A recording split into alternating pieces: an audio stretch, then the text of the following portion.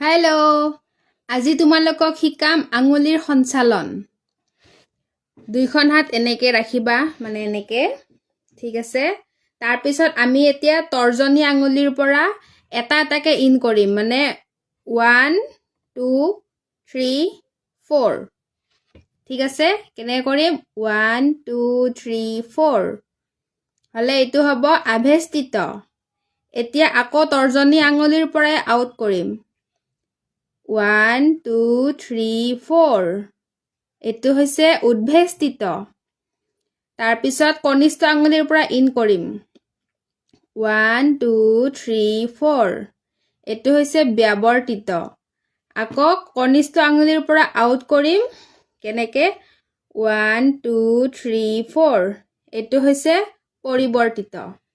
আকৌ এবাৰ কৰিম, আভেষ্টিত, উদ্ভেষ্টিত, ব্যাৱৰ্তিত, পৰিৱৰ্তিত, ঠিক আছে।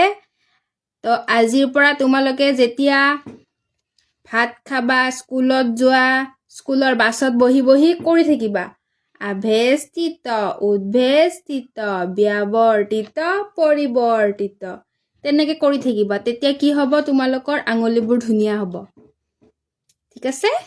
বাই।